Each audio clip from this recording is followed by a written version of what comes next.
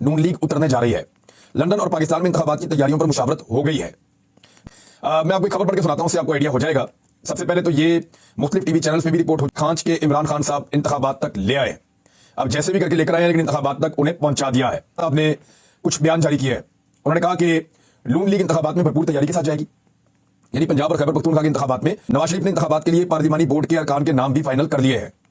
यानी जब आपने पार्लिमानी एक बोर्ड बनाना होता है और आपने देखना होता है कि किस तरीके से किस किस को टिकट देना है, किसको नहीं देना, तो पूरा सिस्टम आप बनाते हैं। तो उसके लिए नवाज शरीफ साहब ने नाम भी फाइनल कर लिए हैं। पार्लिमानी बोर्ड के इजलास की सदारत नवाज शरीफ खुद करेंगे और वो पार्लियामेंट में होना है। उसकी वजह यह है कि लगभग 1.5 महीना मिलता है पूरी कंपेन के लिए। उम्मीदवारों को 1.5 से 2 महीने पूरे मिलते हैं और उसी में वो अपनी कंपेन करते हैं। इलेक्शन कमीशन ऑफ पाकिस्तान थोड़े दिनों के बाद बाकायदा उम्मीदवारों की दरखास्तें तलब कर देगा इंतखाबात के लिए, और उसके बाद पूरा शेड्यूल इलेक्शन का पहले आ जाएगा। उसके बाद दरखास्तें तलब कर ली जाएंगी, फिर नाम फाइनल हो जाएंगे और फिर उम्मीदवार हल्कों में जाकर अपनी तैयारी करेंगे और इंतखाब लड़ने के लिए मैदान में उतर जाएंगे। और नवाज शरीफ साहब करेंगे और वो पाकिस्तान में होंगे, ये राणा सनाउल्लाह साहब ने दावा किया। तो इसका मतलब ये है कि अगले 1 से 1.5 माह के अंदर नवाज शरीफ साहब पाकिस्तान पहुंच जाएंगे। नवाज शरीफ साहब के साथ 1-2 वादे किए गए थे, शायद वो वादे इस 1-1.5 महीने में पूरा करने की कोशिश की जाए।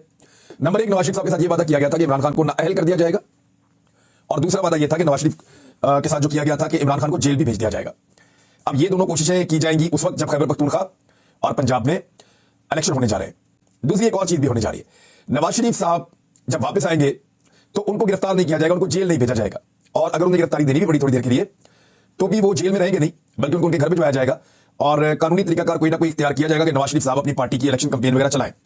उम्मीदवारों के इंटरव्यू नवाज शरीफ खुद करेंगे। राणा सनाउल्लाह ने कहा पाकिस्तान में इंतखाबी मुहिम को नवाज शरीफ लीड करेंगे और 6 या 7 सीनियर ओहदेदार इंतखाबी मुहिम के लिए अपने ओहदों से मुस्ताफी भी हो जाएंगे। यानी वफाकी कबीना के अंदर जो एक बोझ पड़ा हुआ है बहुत ज्यादा, उसमें हो सकता है कुछ वफाकी वज़रा मुस्ताफी हो जाए। यानी हो सकता है राणा सनाउल्लाह इस्तीफा दे दे। वैसे वज़ीर दाखिला है तो मुश्किल ही लगता है, लेकिन फैसलाबाद का इलेक्शन भी है, सियालकोट के लिए ख्वाजा आसिफ साहब को फारिग होना पड़ेगा, गुजरावाला के लिए फिर खुर्रम दस्तगीर को फारिग होना पड़ेगा।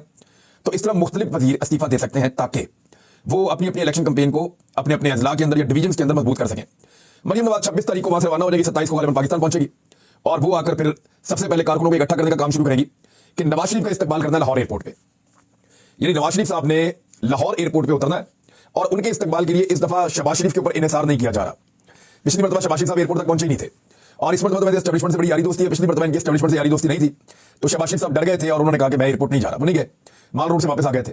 तो इस मरतबा जो है वो मरियम नवाज को ये टास्क मिलेगा और वो बंदे इकट्ठे करके एयरपोर्ट जाएंगी नवाज शरीफ साहब को लेने के लिए। लेकिन सवाल ये पैदा होता है कि ये शख्स बाहर गया क्यों था?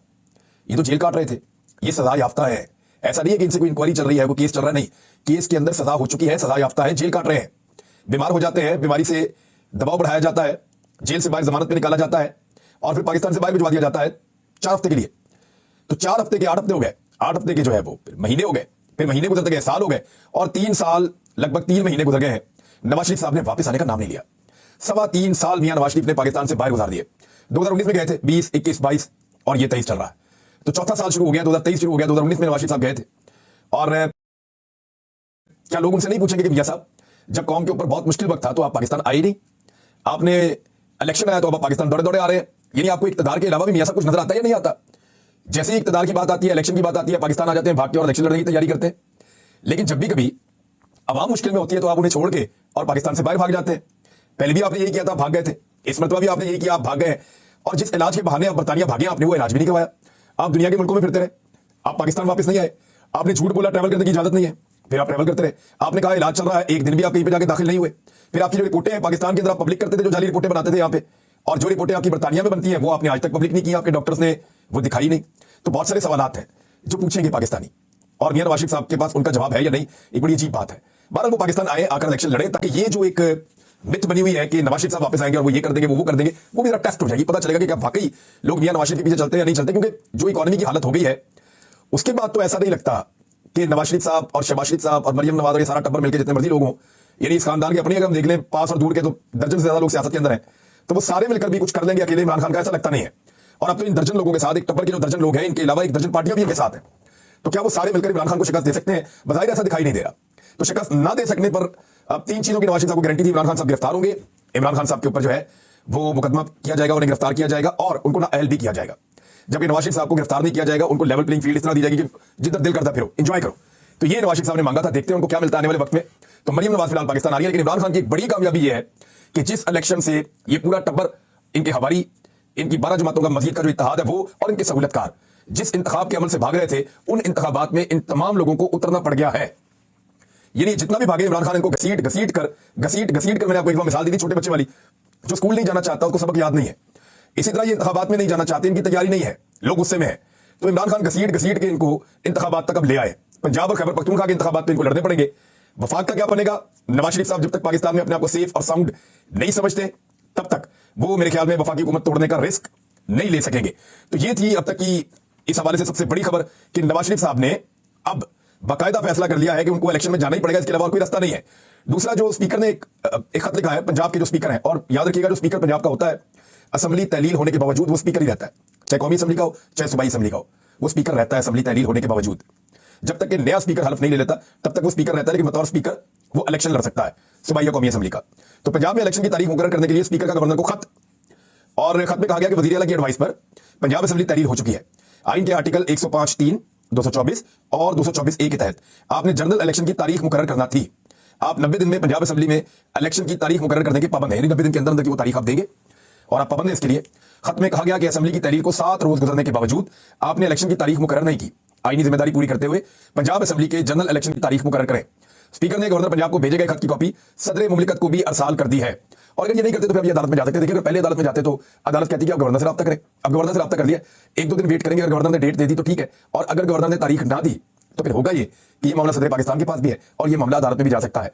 देखिए कैसे टाइम गुजर जाता है, 90 दिन के अंदर इलेक्शन है, 7 दिन गुजर भी गए, इसी तरह थोड़े दिन के बाद आप देखेंगे 1 महीना गुजर जाएगा और 3 महीने के अंदर ये इंतखाबात हो जाएंगे, लिहाजा ये वक्त भी गुजर जाएगा। लेकिन ये जो बीच वाला वक्त है ये पीडीएम के लिए नहायत मुश्किल है।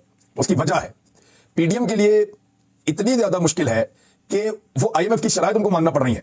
नहीं मानते तो खुदा न खास्ता मुल्क डिफॉल्ट हो जाता है, और अगर मान लेते हैं तो फिर उसकी पॉलिटिकल कीमत अदा करनी पड़ेगी, और वो कीमत उनको पंजाब और खैबर पख्तूनख्वा में अदा करनी पड़ेगी। आने वाले दिनों में आप कुछ चीजें देखेंगे, गंदी गंदी गालियां मुंह से निकल रही होंगी सियासतदानों के, और इमरान खान के लिए खासतौर पर बहुत गंदे और घटिया इल्जाम इस्तेमाल किए जाएंगे नवाज शरीफ की वापसी के बाद, और बड़े घटिया इल्जाम और अल्फाज का इस्तेमाल शुरू भी हो चुका है कुछ हद तक।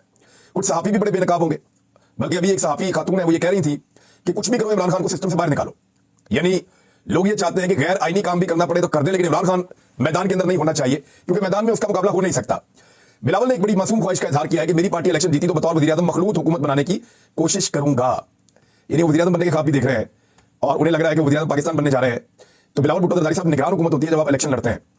पंजाब के अंदर जो निगरान वज़ीर आला बनाने की कोशिश की जा रही है वो मोहसिन नकवी साहब को बनाने की कोशिश की जा रही है, और बाकायदा कुछ 1-2 मौलवी हैं जिन्होंने माजी में कोई एतराज किया हुआ था मोहसिन नकवी साहब पे, उनके फरके को लेकर, और उनके टीवी के ऊपर कुछ चीजें चली थी जो मुतनाज़े थी और गलत थी, उसके ऊपर उनका एतराज था। लेकिन आज उन उलमा का एक स्टेटमेंट भी नजर से गुजरा और उन्होंने कहा कि बड़ी आला सतह पे हमें यकीन दहानी करवा दी गई है कि ऐसी कोई बात नहीं है, तो हमें अब मोहसिन नकवी पे कोई एतराज नहीं है।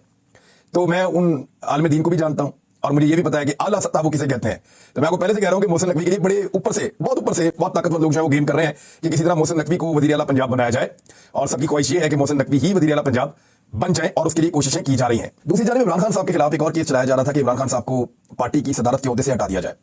तो पीटीआई के चेयरमैन और साबिक वज़ीर आज़म इमरान खान साहब को पाकिस्तान तहरीक इंसाफ का पैटर्न इन चीफ बनाए जाने पर गौर किया जा रहा है। सारे इख्तियारात उनके पास ही होंगे। अगर सदारत से हटाए जाने के कानूनी इम्कानात आ जाते हैं तो उसको काउंटर करने के लिए तहरीक इंसाफ ने एक जवाबी प्लान तैयार कर लिया है। इमरान खान नए ओहदे के तहत भी तमाम तर इख्तियारात के साथ पार्टी उमूर की सरबराही जारी रख सकेंगे। तो इमरान खान के खिलाफ मुमकिन इक़दाम की सूरत में ओहदा बनाया जाएगा। नए ओहदे के लिए पार्टी आइन में भी तब्दीली जरूरी नहीं होगी। ये जराए से खबर आई है पाकिस्तान तहरीक इंसाफ के अंदर से कि उनके साथ ये किया गया तो फिर क्या किया जाएगा।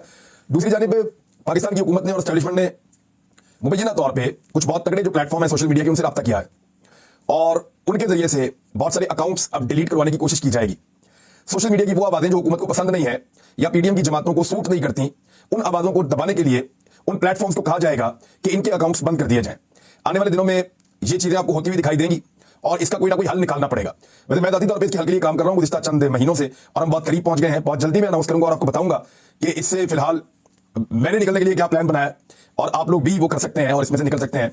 वैसे कुछ भी हो, हर मसले का कोई ना कोई हल होता है, और मुझे पहले ही आइडिया था कि किसी ना किसी वक्त इस तरह की चीजों का सामना करना पड़ेगा। तो मेरे दिमाग में ये चल रहा था कि इसका हल पहले से निकाला जाए, तो मैंने एक चीज बनाई है, वो थोड़ी दिन में आपके साथ शेयर करेंगे हम इंशाल्लाह। उधर जो नवाज शरीफ साहब की वापसी के हवाले से मैंने आपको बताया, मुंह शिगाफियां हायल हैं जिन्हें दूर किया जा रहा है, इनकी वापसी बाइज्जत होगी।